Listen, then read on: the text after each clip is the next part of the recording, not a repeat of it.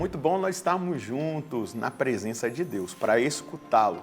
É a nossa oportunidade de fazer juntos a Lexio Divina, a leitura orante da Palavra de Deus.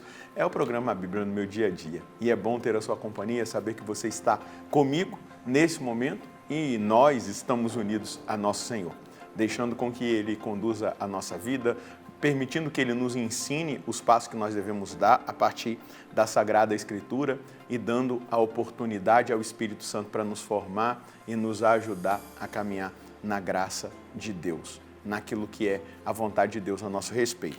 Porque foi Ele quem inspirou os profetas, falou pelos profetas, foi o Espírito Santo quem iluminou os hagiógrafos, aqueles que escreveram os textos bíblicos.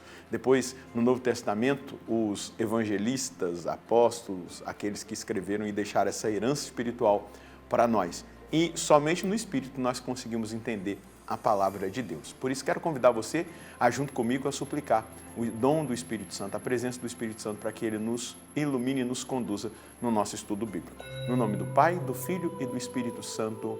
Amém. Vinde, Espírito Santo, enchei os corações dos vossos fiéis e acendei neles o fogo do vosso amor. Enviai o vosso Espírito e tudo será criado e renovareis a face da terra. Oremos. Ó Deus, que instruíste os corações dos vossos fiéis com a luz do Espírito Santo, fazei que apreciemos retamente todas as coisas, segundo o mesmo Espírito, e gozemos sempre da sua consolação, por Cristo Senhor nosso. Amém. Quero convidar você a pegar aí a sua palavra, a sua Bíblia e também o seu caderno. Vamos anotar o texto que nós iremos estudar hoje. 1 Samuel, anota aí, 1 Samuel, capítulo 5, versículos de 1 a 12. 1 Samuel, capítulo 5, versículos de 1 a 12. Vamos juntos ler o texto e depois meditá-lo. Depois que os filisteus tomaram a arca de Deus, levaram-na de Ebenezer a Azoto. Tomaram a arca de Deus e a introduziram no templo de Dagon, onde a colocaram junto a Dagon. Quando na manhã seguinte os de Azoto se levantaram, encontraram Dagon caído por terra diante da arca do Senhor. Tomaram Dagon e o puseram no seu lugar. No dia seguinte, levantaram-se novamente pela manhã e encontraram Dagon caído por terra diante da arca do Senhor. A cabeça de Dagon e as duas mãos tinham sido cortadas e postadas na entrada. Só o tronco sobrara a Dagon. Por isso, até o dia de hoje, os sacerdotes de Dagon e todos os que entram no seu templo não pisam no limiar de Dagon em Azoto. A mão do Senhor pesou sobre o povo de Azoto e o afligiu com tumores em Azoto e nos arredores. Quando os habitantes de Azoto viram a praga, disseram: não fique conosco a arca do Deus de Israel, porque sua mão se endureceu contra nós e contra o nosso Deus Dagon. Tendo enviado mensageiros, convocaram todos os príncipes dos filisteus para que se reunissem com eles e disseram: o que faremos com a arca do Deus de Israel? Responderam: a arca do Deus de Israel seja transferida para Gate. E a arca do Deus de Israel foi transferida, mas logo que a transferiram, a mão do Senhor caiu sobre a cidade e houve grande pavor. Os homens da cidade, do maior até o menor, foram afligidos e atingidos por tumores. Mandaram então a arca de Deus a Ácaro. Assim que a arca de Deus chegou em Ácaro, os acaronitas gritaram, dizendo: trouxeram-nos a arca do Deus de Israel para destruir a nós e a nosso povo. Mandaram então convocar todos os príncipes dos filisteus e disseram: devolvei a arca do Deus de Israel ao seu lugar, que não mais destrua a nós e o nosso povo. De fato, toda a cidade se tomou de pânico mortal e a mão de Deus pesava sobre ela. Os que não tinham morrido eram acometidos de tumores e os gritos de aflição da cidade subiram ao céu.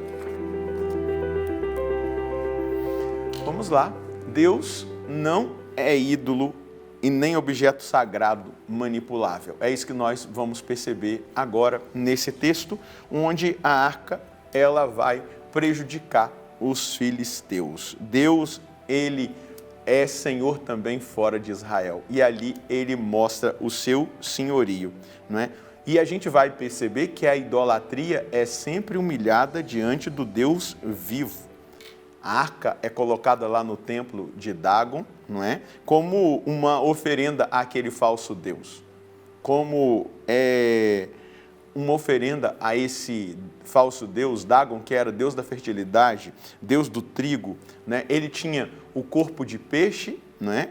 E a metade era de um ser humano. Era um ídolo, né? Que caiu diante da arca do Senhor. Isso demonstra ali, né? A idolatria submissa, prostrada diante do Deus verdadeiro, do Deus santo, do Deus forte, do Deus imortal.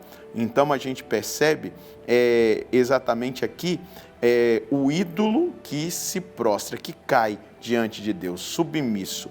E na segunda queda, parte-lhe a cabeça e também os braços. A humilhação, ela é completa. Ela é completa. E aí o juízo de Deus começa a acontecer na vida daquele povo, dos filisteus. Então, eles são acometidos. Onde a arca do Senhor chega, as pessoas são acometidas por tumores. E o transtorno, o pânico vai tomando conta deles. Mas aqui há algo importante. Às vezes, Deus nos dá oportunidades imensas de conversão. Seja diante de situações difíceis que nós vivemos, seja diante de realidades espirituais que nós enfrentamos como combate espiritual, seja diante de uma realidade de uma perda, diante de uma situação de saúde, diante de um incidente, diante de tantas realidades que Deus nos oportuniza viver. E aqui a gente vai perceber exatamente isso, né? Eles querem se livrar da arca, mas eles não se arrependem do pecado da idolatria. Às vezes a gente pode viver assim também. Situações batem à porta do nosso coração, da nossa vida, não é? E a gente só olha para a situação, mas não olha para dentro de nós e não nos perguntamos: o que eu preciso mudar? O que eu preciso me converter? Qual é a área da minha vida que precisa ser submetida a Deus? Existem idolatrias que estão estabelecidas na minha vida? A gente precisa perceber algo importante: a presença de Deus, ou ela santifica ou ela julga.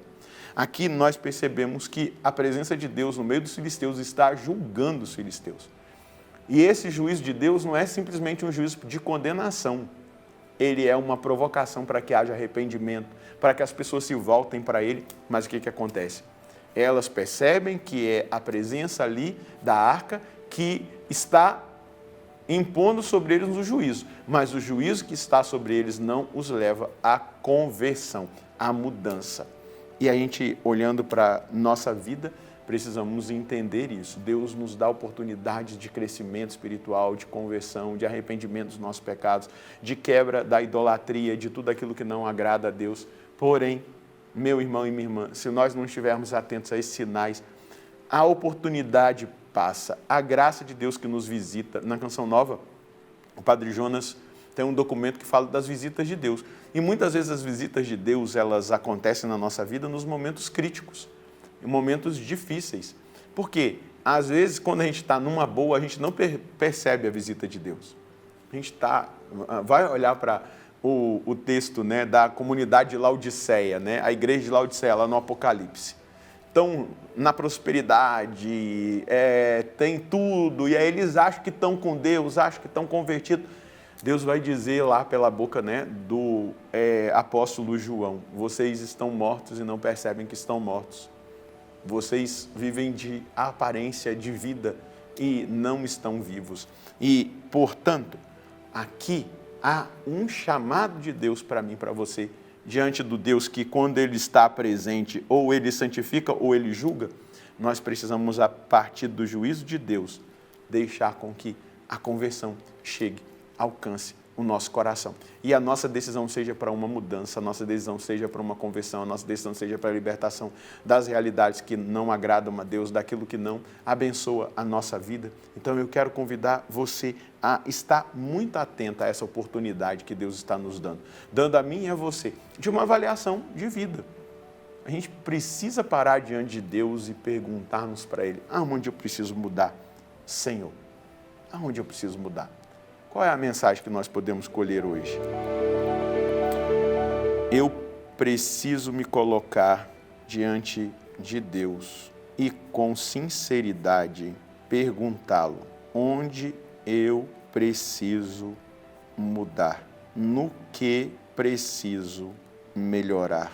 Como viver de forma que te agrade, Senhor? Pois tenho tido inúmeras oportunidades de conversão e preciso aproveitar cada uma delas para que a vontade do Senhor se estabeleça na minha vida e a presença dele seja sempre santificação e nunca juízo. É exatamente isso, oportunidades que Deus nos dá, visitas que Deus nos faz. Ele bate a porta do nosso coração e ele diz assim: eu quero que você mude, eu quero que você se converta, eu quero que você me permita te transformar. Se a gente não estiver atento, aquele povo só queria mandar de volta a arca, no entanto que ela vai passando de cidade em cidade até que eles decidem devolvê-la para o povo de Israel. Mas eles não deixam com que o coração se converta, saia da idolatria e se voltem para aquele Deus e adorem o Deus verdadeiro. Não pode ser assim conosco. Vamos rezar? Senhor, obrigado por essa oportunidade que o Senhor nos concede de colocar-nos debaixo do seu olhar, do seu juízo. E o seu juízo hoje para nós é uma proposta de conversão, é uma proposta de vida nova, de mudar aquelas áreas da minha vida, da nossa vida, aonde ainda o Senhor não reina, não impera, ainda reina ali a idolatria, ainda reina ali, muitas vezes, eu mesmo me colocando no lugar do Senhor. Quantas vezes na minha vida, Senhor, isso acontece. E diante da presença do Senhor, eu quero hoje dizer o que eu preciso mudar, onde eu preciso dar passos concretos de conversão, como viver de uma forma que te agrade ainda mais. É assim que eu me coloco diante da sua presença, desejoso pela conversão, porque eu quero que a sua presença seja para mim santificação e nunca juízo. Muito obrigado, Senhor, por essa oportunidade de olhar para mim mesmo e de dar esses passos concretos de conversão à medida que o Senhor os revelar a mim. Muito obrigado, Jesus. É exatamente isso. Nós precisamos ser melhores para Deus. Sendo melhores para Deus, consequentemente, nós seremos melhores para a nossa família, para os nossos amigos, para as pessoas que trabalham conosco. E isso vai ser fundamental para cada um de nós. Que Deus possa abençoar você e a sua família. Nós nos encontraremos no próximo programa, se Deus quiser, no nome do Pai, do Filho e do Espírito Santo. Amém.